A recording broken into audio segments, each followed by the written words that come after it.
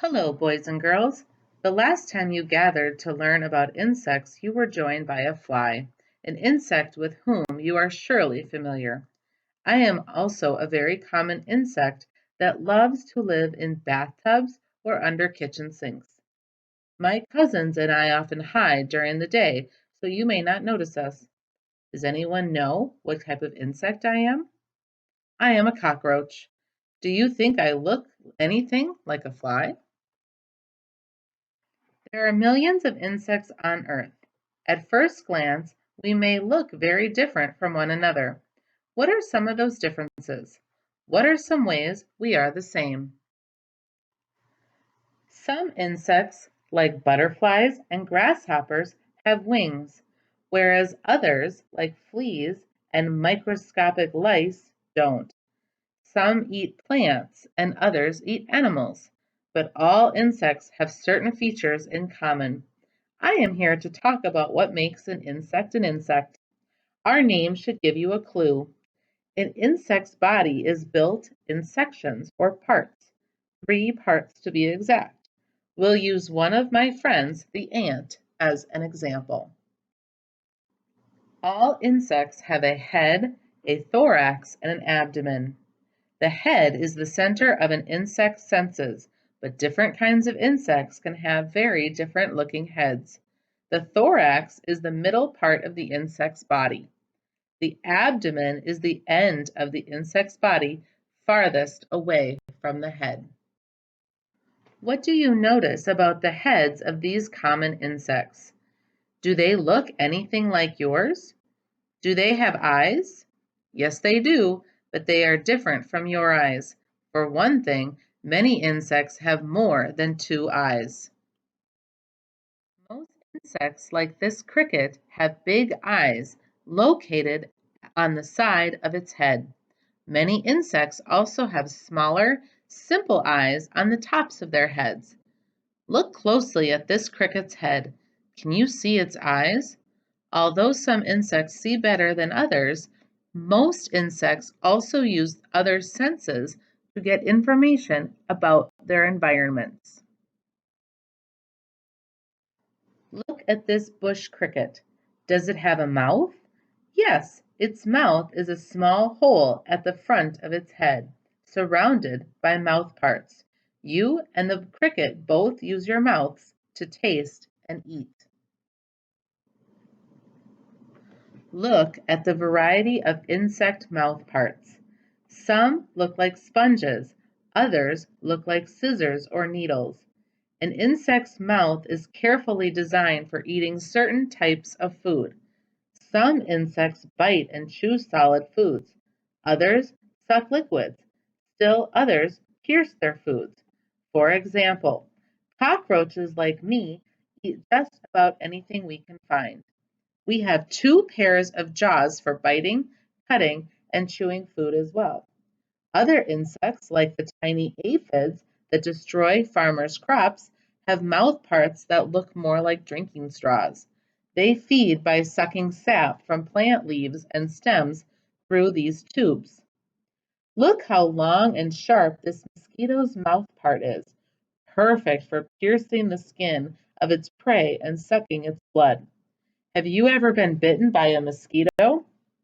They love to feed on people as well as other animals like horses and birds. Butterflies and bees have long mouth parts for sucking nectar from flowers. So now you've seen insect eyes and mouths. What else do you see on the head of these insects? Ah, yes, those long feelers. Those are the insect's antennae, their most important sense organs. Insect antennas come in a variety of shapes and sizes and help insects learn more about their surroundings. These jointed feelers, such as those on this cricket, are often covered with tiny bristles and pegs, and some are even quite feathery. Antennae are primarily used for smell and touch, although some can pick up sounds or detect movements in the air. Do you see a nose on this cricket? No, at least nothing that looks like your nose. Instead of a nose, the cricket uses its antenna to smell. Eyes, mouth, antenna. What else might you expect to find on an insect's head? What other sensory organs do you have on the side of your head? Right, ears. Do you see any ears on this cricket? No, the cricket's ears are located on its legs, attached to the middle section of the body. The middle section of an insect's body is called the thorax. The thorax has 3 pairs of jointed legs and usually, but not always, 2 pairs of wings. Notice I said pairs. A pair is 2 of a specific item. If there are 3 pairs of legs, how many legs does an insect have altogether? Yes, all insects have 6 legs. Let's take a look at the cricket's thorax and see if we can spot its ears. Look just below its knee joint on the front leg. Do you see a smooth patch of skin? That is the cricket's eardrum, which is very important for it as it communicates with other crickets through sound.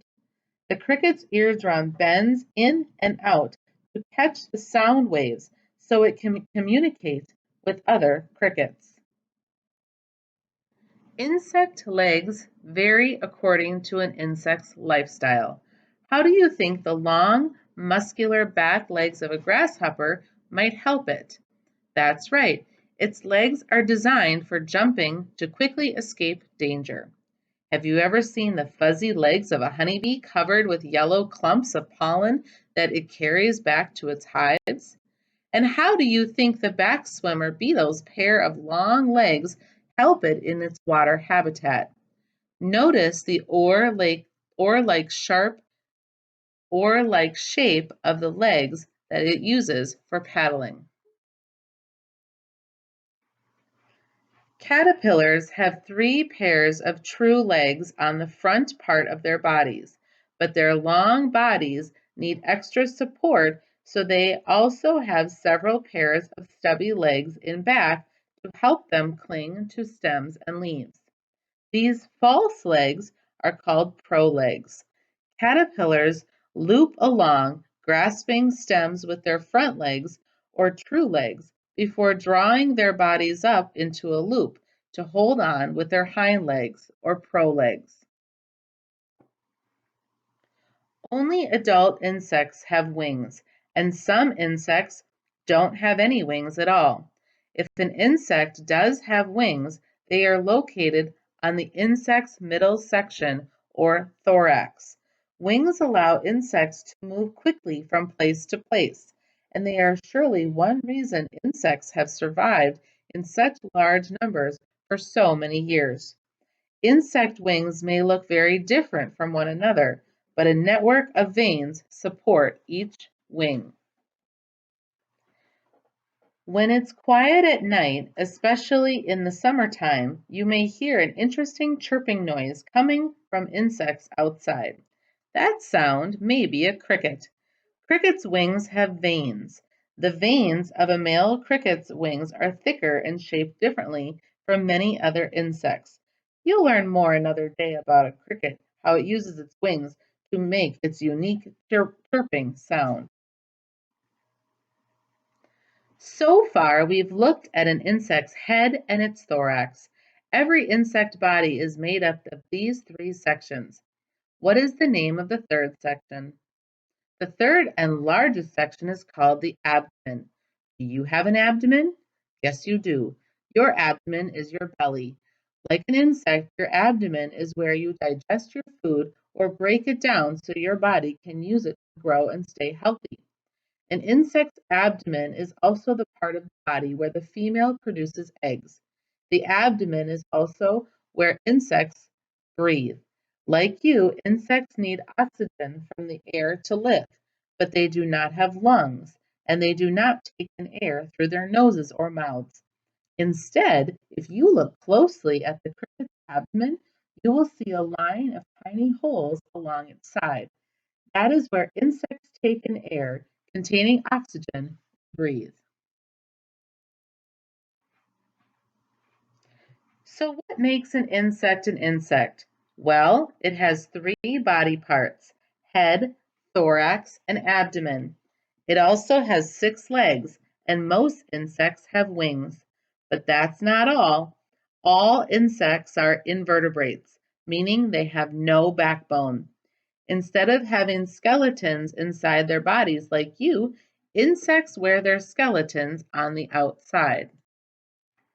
These waterproof exoskeletons made of a tough, flexible material called chitin protect the insect's soft insides like a suit of armor. Just like your backbone and bones, an insect's exoskeleton is the thing to which the insect's muscles attach. Here is a picture of another one of my cousins. We cockroaches were around long before the dinosaurs. I think our thick exoskeletons may have something to do with our long survival. Don't you? Next time, the narrator of the read aloud will be an insect that holds its front legs together in a prayer position. What do you think that might be? She'll tell you how insects grow from tiny eggs into adults. Be prepared to be amazed.